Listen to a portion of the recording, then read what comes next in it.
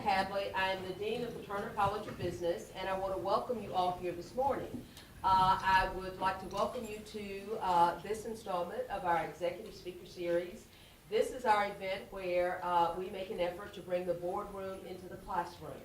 And we have some of the leading business professionals, business leaders, to actually come in and share their experiences with our students. So we're very fortunate that we have the opportunity to welcome Christine Robbins here this morning and to welcome all of you. I'd also, before I introduce our special guests, I'd like to also recognize 4 members of our Business Advisory Council. The Turner College of Business does not just run itself. We certainly have administrators that do the hands-on work, but we get a lot of advice and counsel, an awful lot of support from some of the top business leaders in this community. I'd like to recognize our Business Advisory Council members, Mr. Wade Burford, all right, Mr. Rick Alexander, who's chair of the Business Advisory Council, Mr. Jimmy Yancey, and Mr. Phil Tomlinson.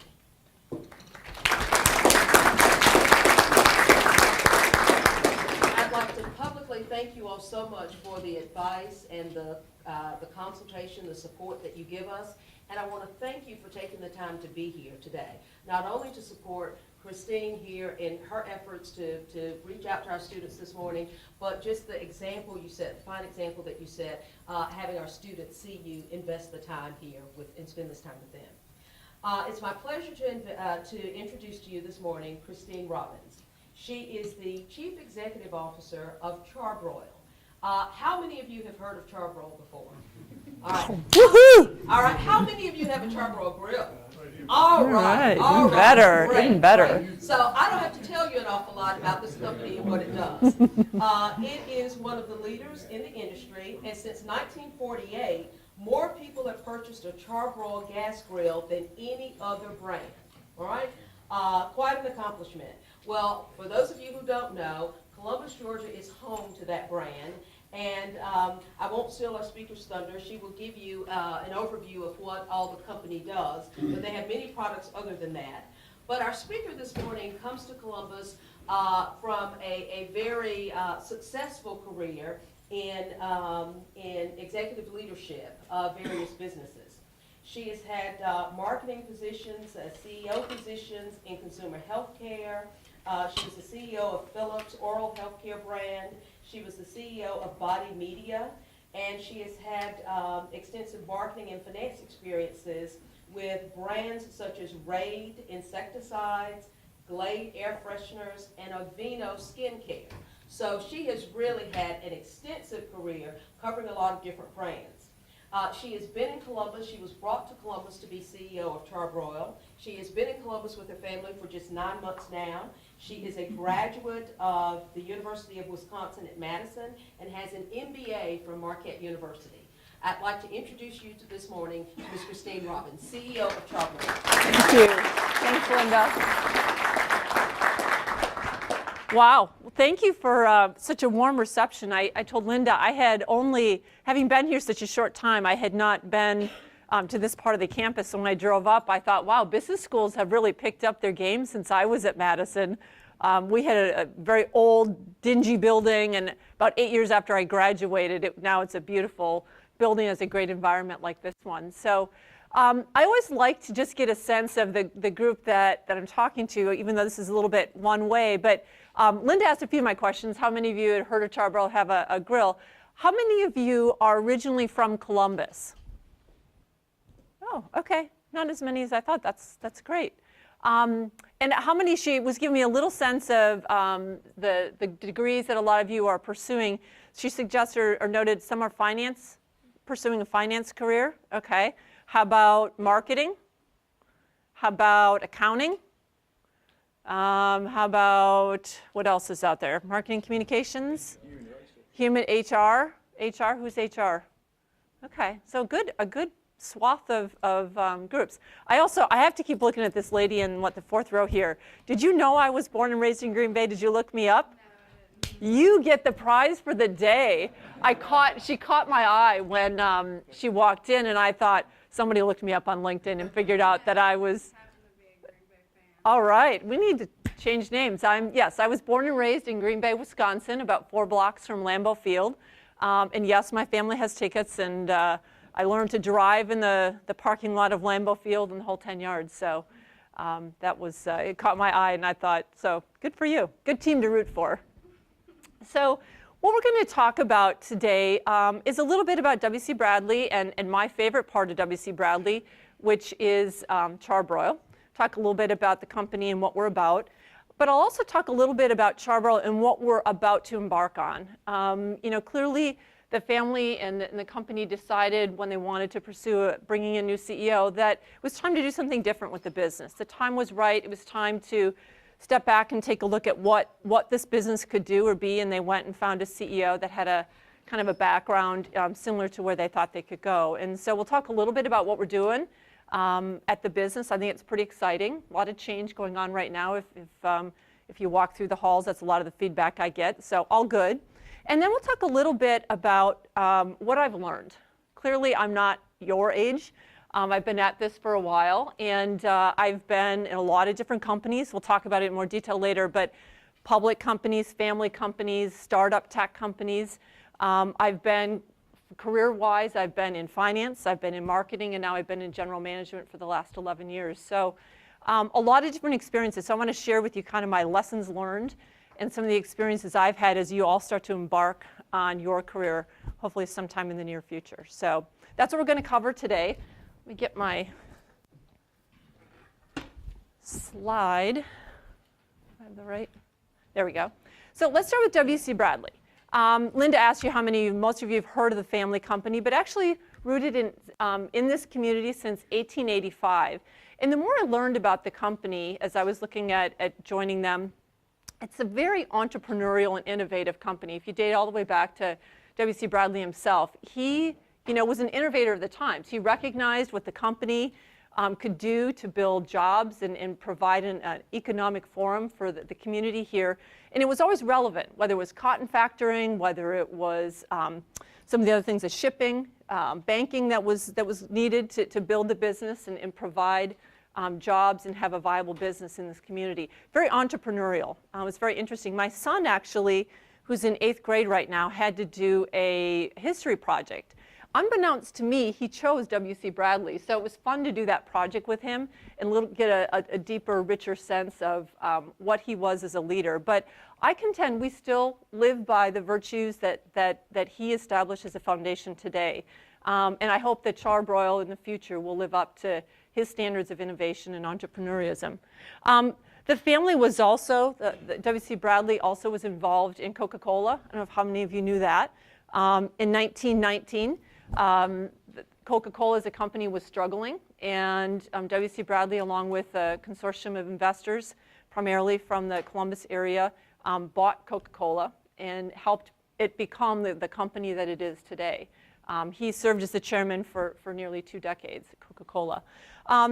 But today, the W.C. Bradley company is really comprised of 3 consumer product groups companies, and we'll talk a little bit about each of those, and then a real estate business, real estate division that is really focused on the Columbus community. And as a newcomer to the community, it's been impressive to see what the real estate division of our company has done to make this a great place to live and to work. And it's helped not only me and my family get settled and enjoy the community, but it's helped me from a recruiting perspective tremendously. So just a little bit about each of the pieces of the business. We have Char-Broil. Like Linda said in the introduction, we actually built the first outdoor cooking device. It was done under the Columbus Iron Works company, not necessarily Char-Broil at the time. Weber likes to lay claim to that. However, that's really our heritage and our foundation. We invented, developed, and commercialized the first outdoor cooking device. So they were actually 1952. We were 1948. Today, we are the leaders when it comes to gas grills. When you look at all grills sold in the market of any ilk, whether it's charcoal, gas, electric, Weber is the #1 leader. We're #2 player in that market. But when you look at just gas grills, we are the market leader and innovator in that space. We also have a company called Zebco, based in Tulsa, Oklahoma, which is it's a portfolio of hunting and fishing businesses that was acquired roughly 1999, 2000. And so it really, again, very strong heritage dating back to 1953. And today is a very innovative and strong player in a number of different segments of the fishing business. I won't purport to know at all anything about fishing, and when my colleague talks about his business and baits and fishing and the different types of competitions, I'm just completely lost. I'm not a hunting, fishing kind of person, but it's a very, very interesting business. We also have another sister company up in Milwaukee, Wisconsin. So another business that we acquired about the same time as we acquired Zebco. Many of you have probably seen the brand. It's Backyard Torches, the tiki brand. Originally started with the tall tiki torches based in oil. And today is a real innovator, especially when it comes to design and functionality for outdoor environments and lighting in the outdoor environment. So very innovative company that is based up in Milwaukee, Wisconsin. So those are the three consumer businesses that we have that are part of W.C. Bradley. And then we also have the real estate division. And what has happened over the years is they were investing in a number of different real estate areas in the greater Columbus area. And about, I think it was 2000, 2002, somewhere in there, they decided to really focus on the uptown part of our community and really try to rejuvenate what was going on there and focus on making that a real destination. I have to tell you, I mean, when I go down on a Thursday night and I can't find a parking spot, that's impressive. That says a lot about, what has happened over the years. And so what the real estate division has done is actually purchased a lot of the buildings down there, some of which the family owned at the time, early in the 1900s, and then repurchased them, and has turned them into either condominiums and created a very vibrant living community downtown, and as well as retail and commercial space downtown. So I'm sure all of you have been down there, but as a newcomer, this is quite impressive. Okay. So that's a little bit about W.C. Bradley Company. Let's talk a little bit about Char-Broil. We've been at this for close to 70 years, 1948 if my math is right. That's close to 70 years. And as every company needs to do, you need to step back at times and reevaluate kind of where you are. And the market shifts, competitive landscapes shift, as well as consumers and what they want out of your category.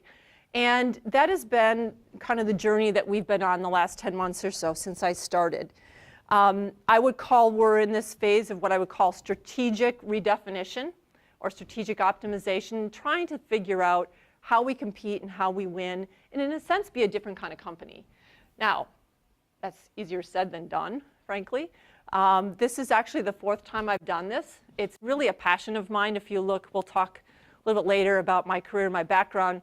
But strategically repositioning, redefining, turning around a business is what my personal passion is. And as I decided where I was going to go after I sold Body Media, the opportunity to do something big and different with the business was pretty much top of my list. And so that is what we've been focused on the last 10 months. So I'm going to share with you just a little bit of some of the things that we're trying to accomplish and how we view repositioning the Char-Broil brand. Okay? This is what delights me every day, okay? This actually represents the market opportunity. Our research suggests that 6 out of 10 households in any given year are interested in purchasing a new grill, new cooking device. Not necessarily our brand, it's not brand specific, but they're interested in purchasing something in this category. Yet only 14 million of them purchase when we look at the aggregate of all outdoor cooking devices purchased. Huge gap. I used to have an economics professor that said, there's a gap here, there's a gap, there's a gap here. So this is a huge opportunity. We think that one of the key reasons that people don't come into the category and actually pull out their wallet is because there hasn't been much innovation in the category, really, whether us or Weber or any of the other players in the category. And so that's an opportunity that we are looking at as we move forward with the business. How do we start to bring more innovation, more relevant innovation, to bring new users into the category, whether it's new usage occasions. There's a lot of urban dwellers who have smaller patios, outdoor needs. They don't have rooms for a 4-burner gas grill that some of us might have if we have a standalone residence. So trying to figure out how we get that delta, even if we get an additional 1 million users, that would double our business. Okay? So there's a huge opportunity in the market. This is what gets me up every day. Okay? So what are we doing? We talk about strategic redefinition. I asked you kind of functionally where you all were, and I think there's probably going to be something in here for all of you. When you're talking about setting a strategy, it truly is a cross-functional activity. And so as you think about the work you're doing in class, as you think about how you might translate to the real world, your voice someday has a real place. We talk about what's the equity and the positioning that we want to have for the brand. We're changing that. I'll talk about that in a minute. What's your product and your R&D strategy? We had a certain go-to-market strategy that really was focused on retailers. It was a business that is what I would call customer-centric. In other words, retailers being customers, not necessarily consumer-centric, right? Which is kind of that next step to the equation. And so our product portfolio was a pure reflection of that customer-centric mentality and not necessarily solving and delighting consumers. And so we're trying to figure out what that looks like. We have all of our product team hunkered down really right now for the next 3 months, focused on a 5-year roadmap for our new product portfolio. Some really exciting things going on there. Channel strategy. We have a business that's pretty concentrated in what we call the DIY channel. So that's your Home Depot and your Lowe's. That's a little risky. And so to de-risk the business, we need to start looking at other channels, whether it's specialty sporting goods like Cabela's. Online is huge. I mean, how many of us are very, very comfortable, especially, you guys at your age, you're incredibly comfortable buying things online.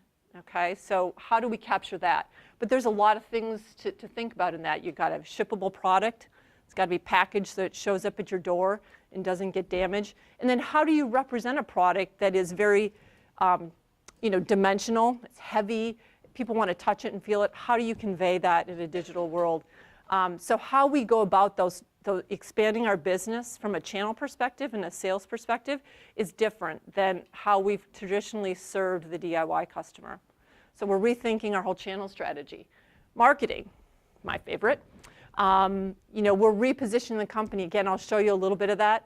I'm very happy to say that at about 4 a.m. today, Jimmy, you're going to hear it before anybody else, we launched a new website, Char-Broil.com, that conveys our new brand positioning, what we want consumers to take away about our brand, and a whole new experience, right? It was a very old, dated website that was served well, as I would call it, a digital catalog, but we want this to become a digital experience. And so you'll see some of the branding efforts that we are starting to undertake, as well as new representation of our products. So all of our marketing last year was traditionally what we would call offline marketing, so PR, radio, things like that. This year we're about 85% online, so digital, mobile, trying to meet consumers at that point of purchase and making sure that we can convince them that Char-Broil is the best brand for them. So very different strategy for us this year. Pricing. We all got to make money when we do this. So we're relooking at our pricing strategies. I've constantly challenged the team, when we're going to launch innovation, we should price it appropriately. Think about how consumers, what are the alternatives for consumers?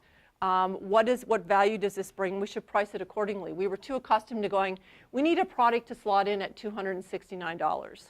We need a product to slot in at $449. That's not the way you think about pricing if you really want to grow your business and be relevant to consumers. So we're rethinking all of our pricing strategies, especially for a lot of our innovation going forward. Our geographical footprint. Right now we're 90% US-based. Huge opportunity. The market in Europe, when we look at our market research in Europe, the category in total in Europe is the same size as the category here in the US. It is as developed as the US market is. And we have about 5% of our business there.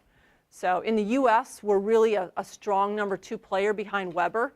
It's kind of Weber, Char-Broil, and then everybody else. And in Europe, it's Weber and everybody else. And Char-Broil's down here with everybody else. I was in Europe a couple weeks ago just doing a lot of store walks and getting familiar with the market. We hit 5 countries in 5 cities, or 5 countries in 5 days. So I took one of my coworkers with me, and he probably won't travel with me again. We were in a different country, in a different hotel every night. But we need to expand our geographical footprint. The market's there, but I'll tell you, one of the things I learned at Philips in the international business that I had there, about 45% of our business was ex-US, is that European consumers are different than American consumers. Right now, our approach to the European market is to take our US-based product, adjust it for what we need to for gas regulatory issues, and then sell it in Europe. And that's worked a little bit. But if we really go in and we understand consumers' lifestyles and their behaviors, and really do some market research, which we're just about ready to kick off, we will be able to understand how to develop the right product portfolio for the consumers in Europe. So excited about the opportunities there, but different way of thinking for us.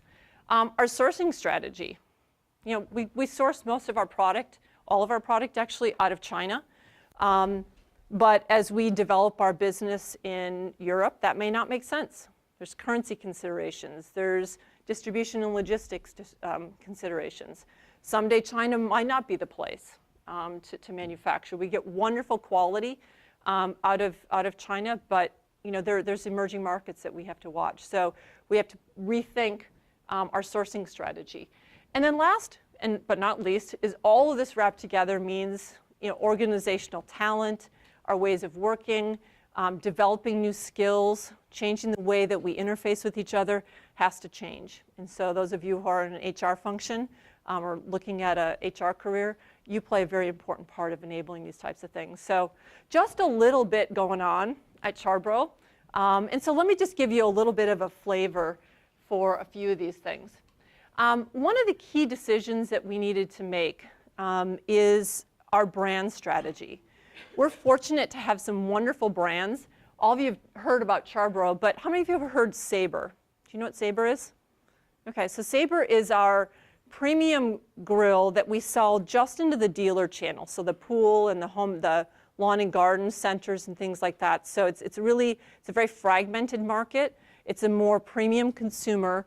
Hence, we can put products that are $1,200 plus, you know, into that channel. That's the Sabre brand. Dan Cook is a business in Denmark that we acquired about 3 years ago. It's a very Danish-designed charcoal product. They have a box charcoal grill, and they have an incredibly beautiful kettle grill that's all stainless. It's immaculate. It's really well designed and built. And so that we bought that about 3 years ago as a platform to start to build a Char-Broil business in addition to that. And then Oklahoma Joe's. How many of you have heard of Oklahoma Joe's? A few?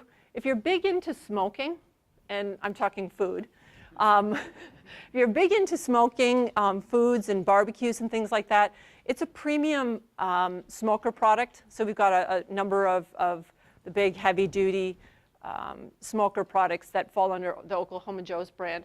So we needed to step back because we weren't really thinking about these brands. Everything was focused on Char-Broil.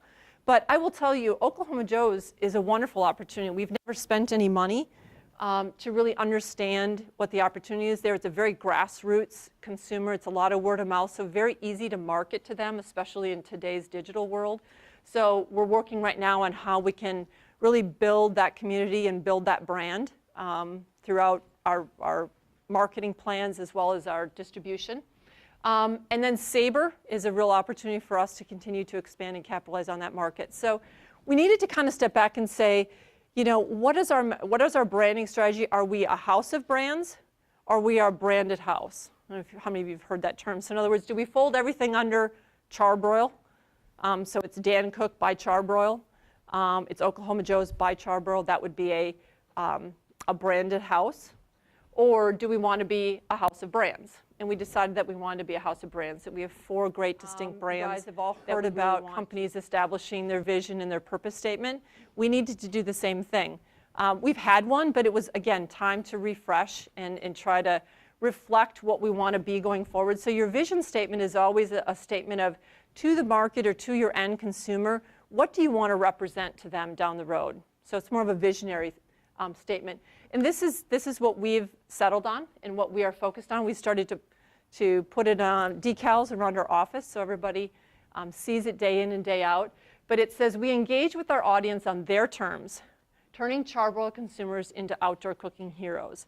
And what that means is, whether you're a beginner cooker, whether you're an advanced cooker, whether you like charcoal, whether you like gas, whether you like to smoke, we have a product for you. We have the broadest assortment, and we want you to be successful with our products. So we want to engage with you to make sure that before you buy our product, when you first purchase our product, and after you've had our product for 2 years, you have a great experience and that you're successful with it. And so we're starting to build products and marketing programs that will help support that. Because guess what? I don't want you to have 1.4 Char-Broil products in your household like you do now. I want you to have 2.4, 3.4. You know, why not a portable product, a full-size product, a couple accessories, okay? And then you purchase a product for your friend or family for a gift. So we want you to have a great experience. It's far cheaper to keep your current consumers and get them to stay in the brand than to go acquire a new consumer. So any of you are in finance or marketing, that's any business, it's always cheaper to keep your current consumers happy. And so that's a key challenge for us. Our proposition, our unique selling proposition, to use the marketing lingo, is that we compete on value, not on price. There had been a period in the company's history where we really started to be known as, you know, really price-driven company. And we really need to kind of reinvent ourselves that way in a sense. We want to be known as great value, which isn't necessarily cheapest. It just means at any given price point, you'll get a great product from us, okay? Whether it's $199 or $599, that we will have the most competitive, feature-rich, innovative products at any given price point. So that's what we want to stand for. Would I say we're here? No. But you know what? We got to dream, and we got to put it out there, and then all of the employees, you know what their role in making this happen is on a day-to-day basis. So we defined this last fall, and it's been a real rallying cry for everybody as we move forward. Just real quickly on kind of positioning and how you think about, you know, your business vis-a-vis your competition. I mentioned that Weber is the big, you know, elephant in the market, and we look at them, and they stand for tradition. You know, it's the grill your father used, right? Your grandfather used. They stand for product is hero. If you go to their website, it's product, product, product. Product is hero, okay? And the other thing they stand for just visually is red, gray, and black. And that they, from a quality standpoint, they're built to last. They talk about the fact that their product will last for years, okay? Conversely, we think there's a different position that we can take. They want to stand for tradition. We want to stand for innovation. Rightfully so, we've been actually the most innovative players in the market over the years. I don't know that we've always, you know, kind of touted that as much as we could or should. So it's a great opportunity for us to build on what we're already doing. We want to feature the consumer as hero. If you go to that first page on our homepage, the first thing you see is the consumer enjoying, you know, an experience with their grill. The grill's there, yes, but we've learned that grilling isn't just a functional thing for many people. It's an experience. I'll tell you a little insight. So when you're going through a web development project and you get a little pinched on time, those are actually our employees and their families that you'll see photographed on our website. So, but you didn't hear that from me, right? And the last thing is we want to be known as our products being built to perform. We have great cooking systems, we innovate on cooking systems, and we really want to make sure that people understand that. And then our color palette, very different, okay? You'll see, if you see some of the packaging that we've rolled out this year, if you go to the website that we just launched, it used to be red, black, and gray.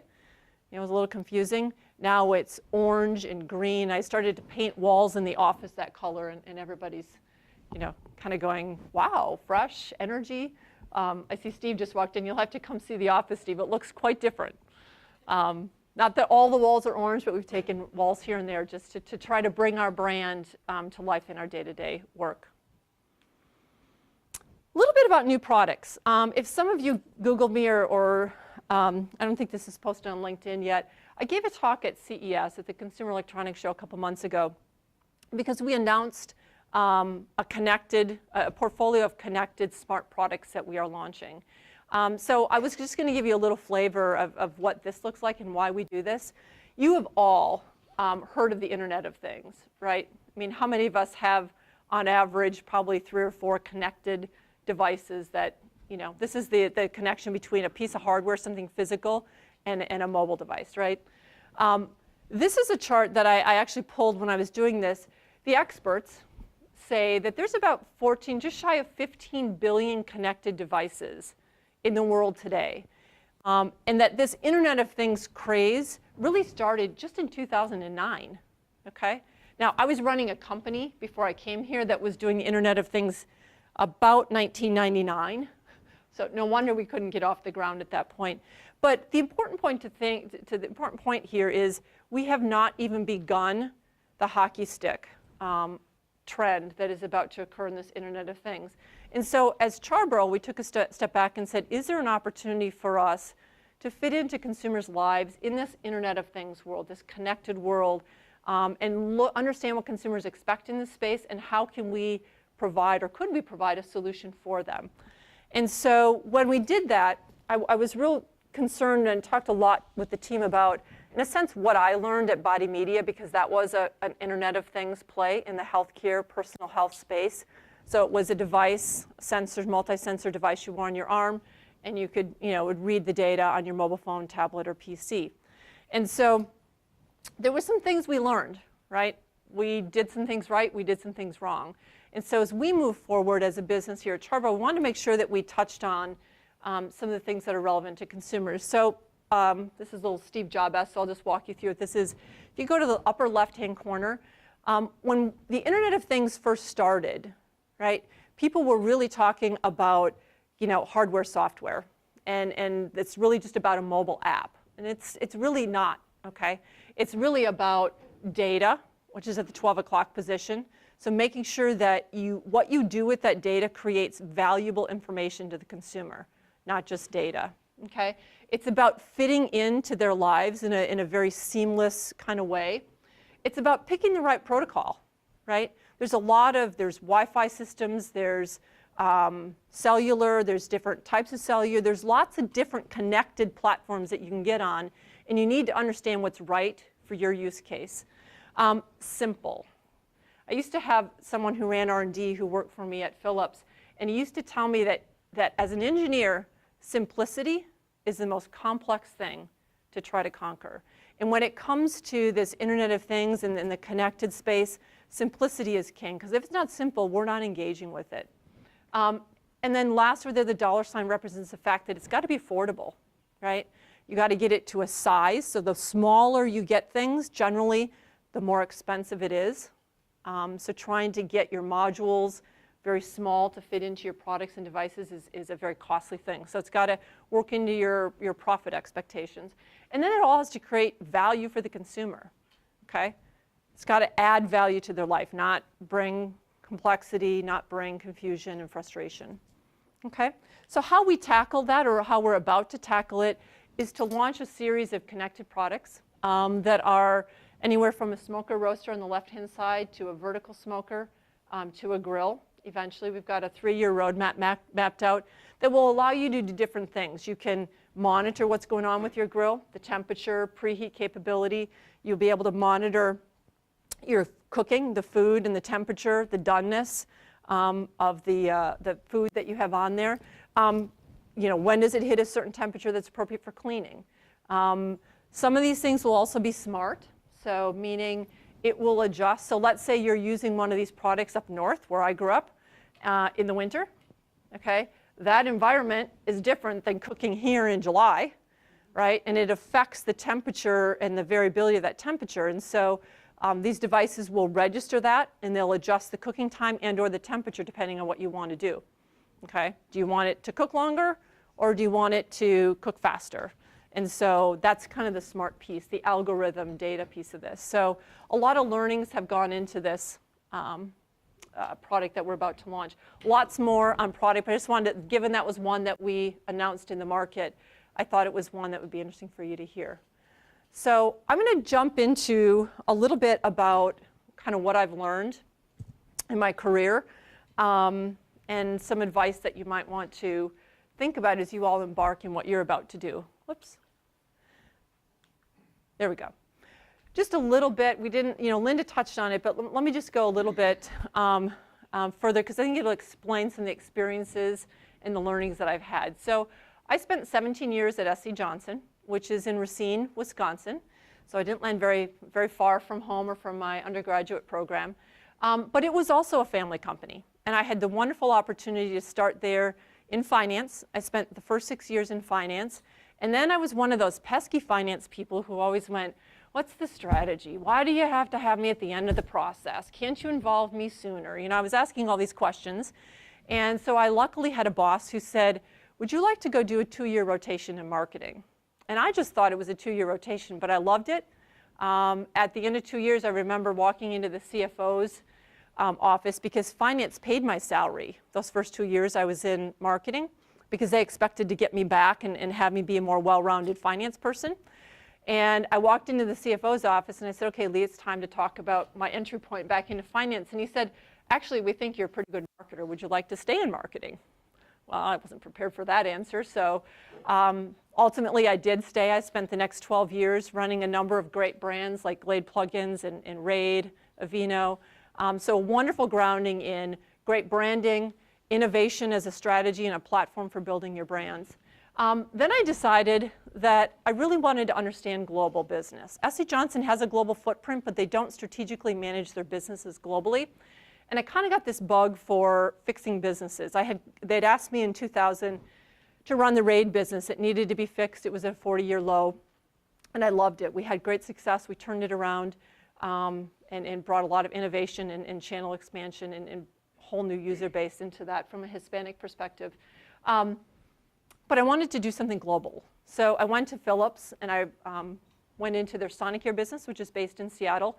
I went in as a VP of marketing, put together the turnaround strategy, and 10 months later, the board in Holland said, we love your strategy, will you run the company as the CEO? I'm like, oh boy, now I actually have to deliver this strategy? So I stayed there for about 5 years until they wanted me to go to Holland, and one-way ticket to Holland, and I wasn't too interested in staying there. I wanted to go try something different. I figured I've been in a privately held family-owned company. I've been in a huge public company, running a kind of a standalone business within a public company, Dutch nonetheless.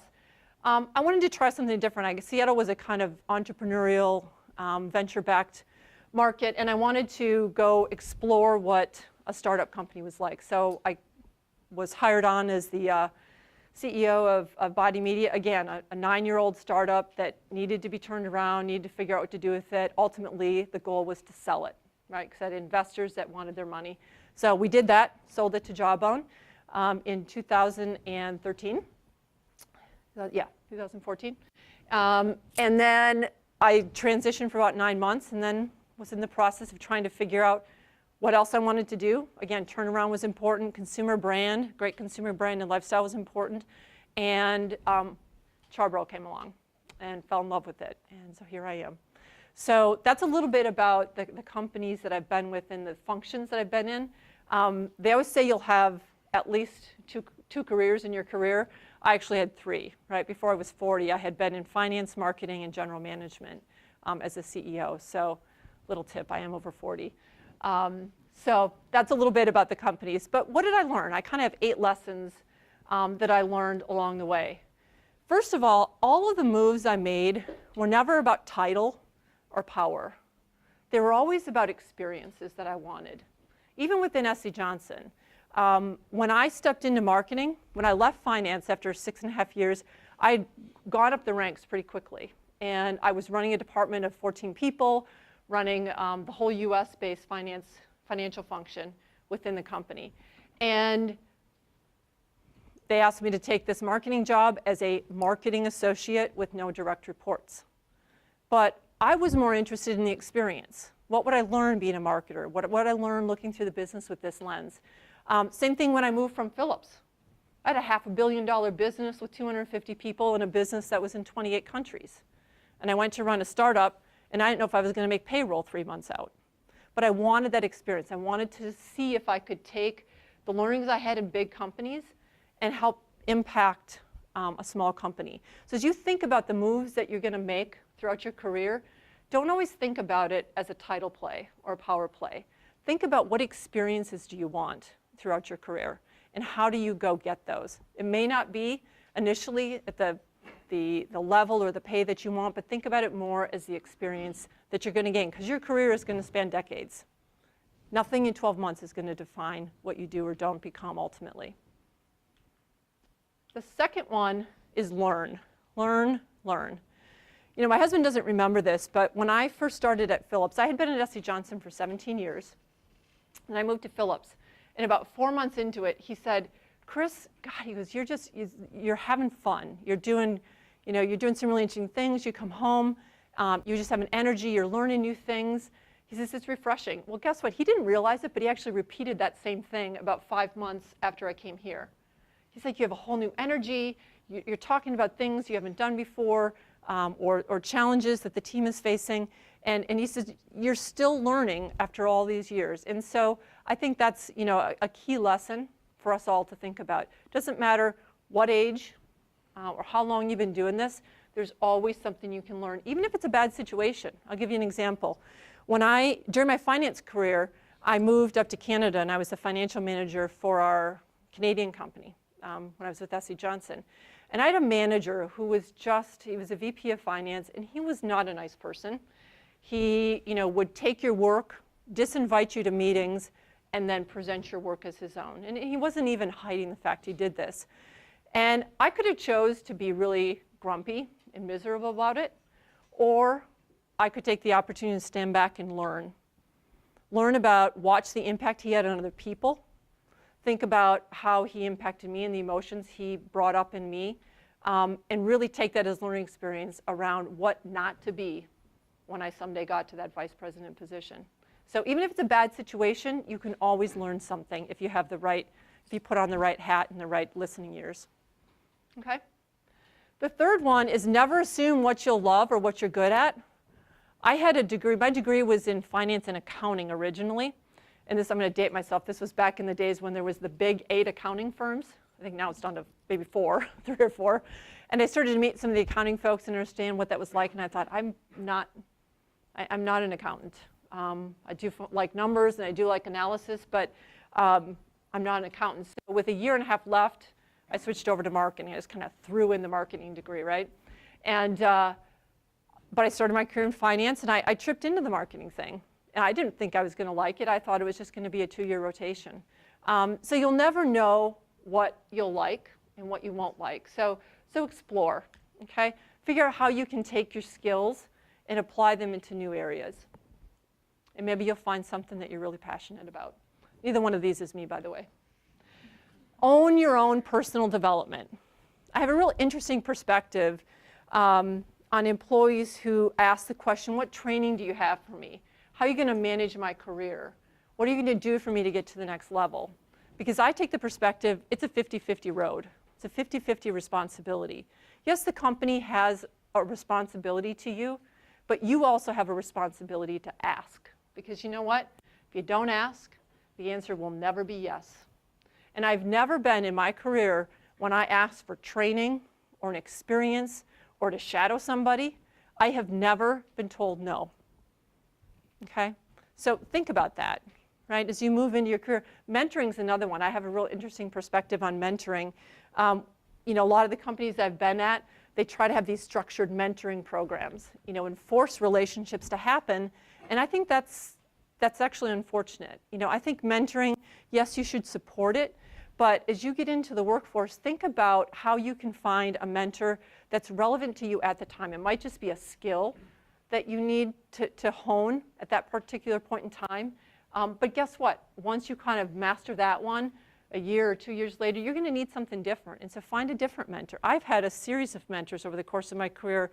No one's really been consistent because it all depends on what I'm doing at that point in my life and what kind of mentoring and information I feel is important or what skill I feel I need to improve on. So, and then go find somebody who's a role model in that particular area and be clear with them. You know, at one point I was interested in trying to figure out how to navigate very contentious situations, right? When you got a lot of cross-functional people, there's a lot of emotion. And there was somebody that I worked with, he was actually a peer, who was very good at that. He'd do it so seamlessly, it just amazed me. It was like a piece of art. And so I just approached him and said, I admire what you do here. Can you be my mentor for a while and help me, figure out how to hone my skills in this area? So I didn't wait for the company to tell me that. Okay. Feedback. Okay, we all as human beings love to get the praise. And that does come in organizations, but you have to be aggressive in getting the other side of the equation. Okay, what can I do better? What could I do different? What opportunity did I miss? And if you're not asking for it, I'm telling you, the organization isn't going to give it. Performance reviews, please don't be, waiting around for that performance review. Your performance review shouldn't be a surprise, and it shouldn't be a once-a-year event. Many of you probably have jobs now or have part-time jobs. I don't know if you get performance reviews, but make sure that you're getting that balanced feedback. And once you get comfortable on how to ask that question and how to take that feedback, it'll just be a normal course of action, and you'll be a better employee, you'll be a better leader because of it. Okay? We actually even now at Char-Broil, we just rolled out a whole new culture initiative with one of the foundations being focused feedback around living certain things that we want to bring into the organization. Balance your personal time and your professional time.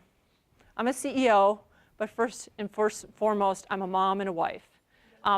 Those are my kids, yes. And you make choices, right? I always say to people, I don't make compromises, I make choices, and I'm okay with the choices that I make. I work a lot, I travel a lot, but you know what?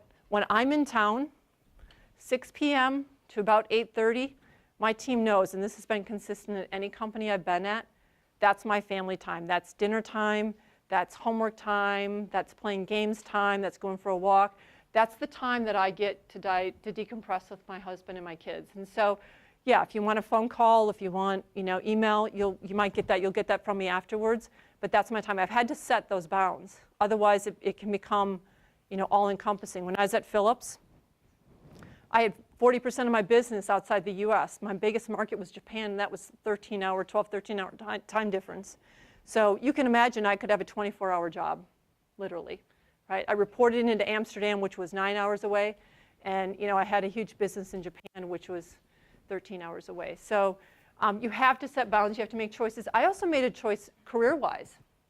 Our children are adopted from orphanages in Eastern Europe, and our son came home 2002, and we wanted to get going very quickly with our daughters because my husband is older than I am, and he's like, I don't want to be 55 bringing home a new baby. And so we got going on her adoption, and it took us a lot longer. And if you know anything about the adoption process, once you're in it, you have your home study, nothing can change on that, not your job, your home, nothing.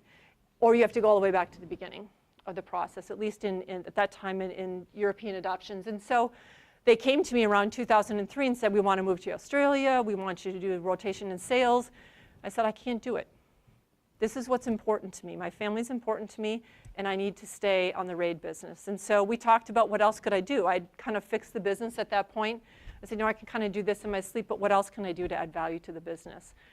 So we found something together. I had a wonderful opportunity to work directly for Fisk Johnson and work on some sustainability projects. So it turned out okay. But I ended up staying on that business 5 years because my family and getting my kids home was really important to us.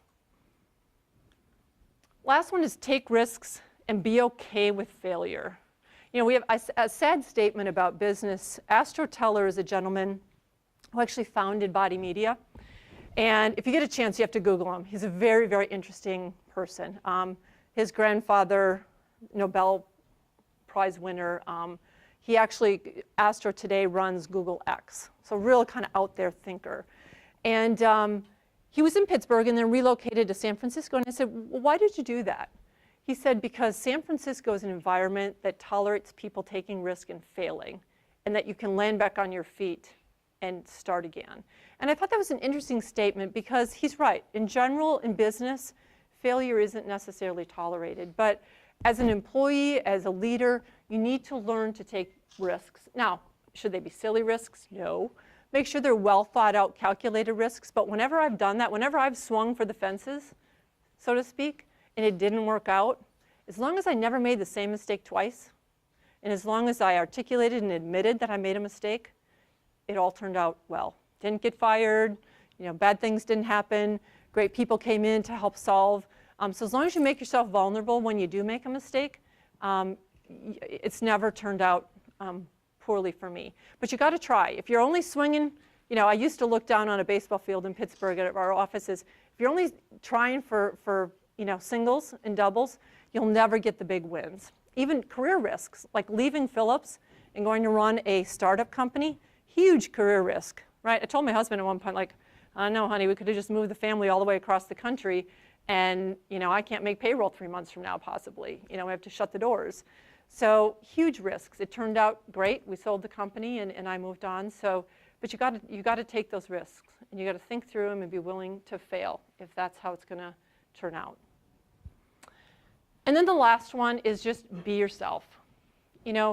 I get into situations, whether it's speaking or interviewing for jobs, people say, you're never nervous.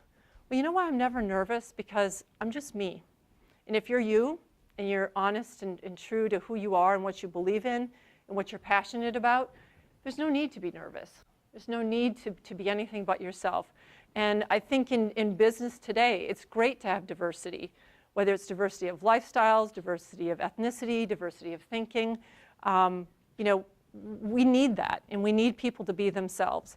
It takes too much energy, and we've got too much on our plates to do anything but. So, my advice to you as you head out into the world is be yourself. And, eventually you find the place that you can add great value. So that's all I had. It's a great journey. It's been a great ride for me. But I encourage you to really think about it as a journey. Don't think about it as the next job or my first job, my first opportunity outside of college. It's a long career. It's a long journey. Just enjoy it. So that's it. Thank you. Feel free to take a few questions. Yeah. Yeah. Any burning questions? You mentioned, hi, I'm Leanne, by the way. You mentioned your husband being a little bit older than you and your family being important to you. How is it that he followed you? Interesting question. So my husband was a small business owner when I met him in Canada. He's Canadian. So my tour of duty in the 90s, I met him up in Canada. And so he had some of his success when he came to the US. He worked for somebody else. But about 7 years ago, when I was traveling a lot at Philips, I was probably 2 weeks out of every month out of the country.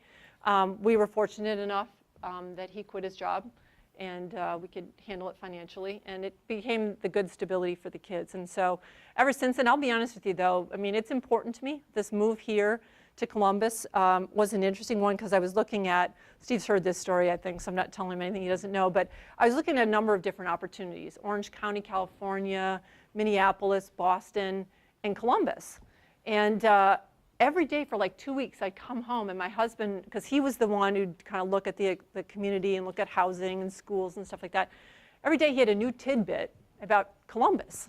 Nothing about Orange County, California, nothing about Boston. And so I eventually said to him, like, I'm pretty sure this is the opportunity from a lifestyle, quality of life, family perspective that you really want and enjoy. And he's like, yes.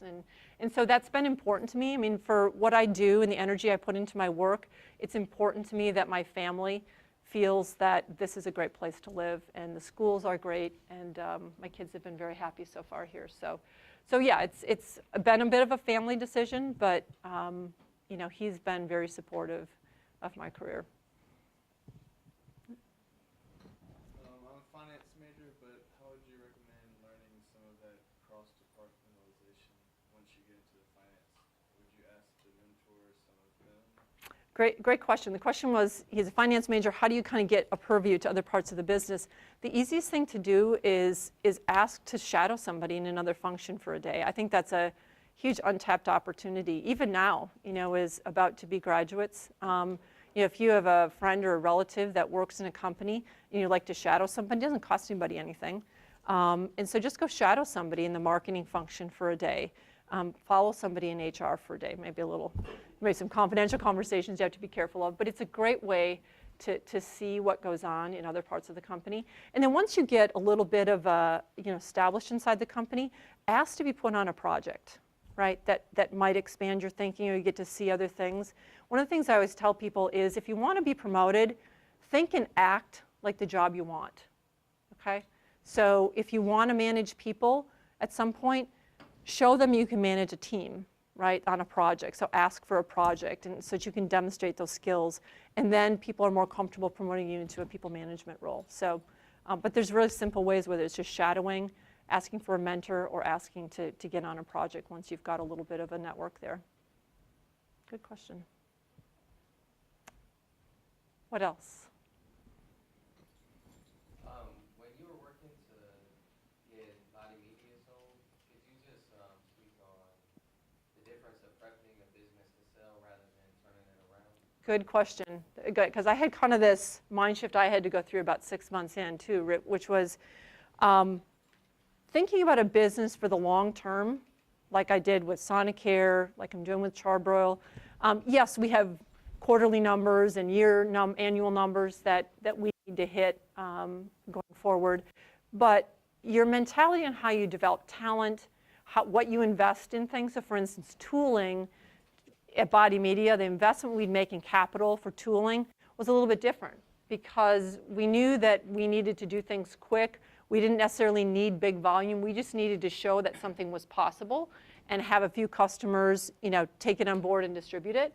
I didn't need to be able to have tooling, for instance, that could build 5 million pieces. I needed tooling that could build 500,000 pieces. And so how you think about the day-to-day business decisions, how you think about talent was very different, because your goal is to get the company to a place that you can show another acquirer that it's a viable business, right? Especially in the venture space. Those are generally companies that are not profitable or just about break even. And so someone's going to take them on and build them to the next level. And so you don't need to get to profitability. My goal is to be break even. I didn't get any bonus points if I had money in the bank at the end of the year. Right? My board's like, you need to be investing that into your business. What else can you do to build awareness in the product? So it's a very different mentality. Any other questions? Hi, my name is Morella.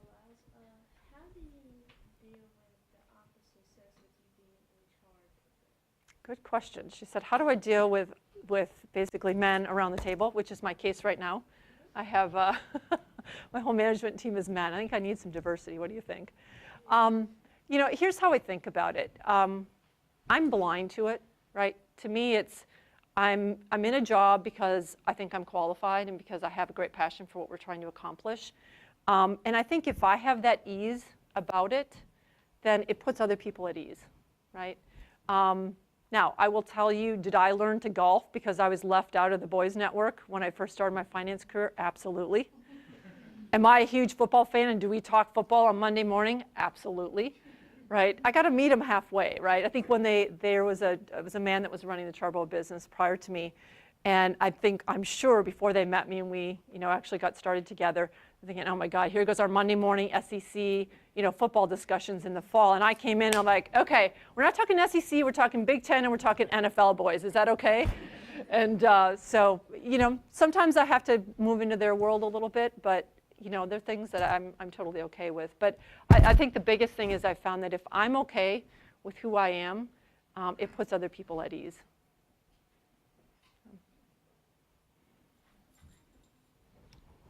Number one, I hope you and your husband are also active in promoting Columbus. I think that phrase that you gave, I did grow up here.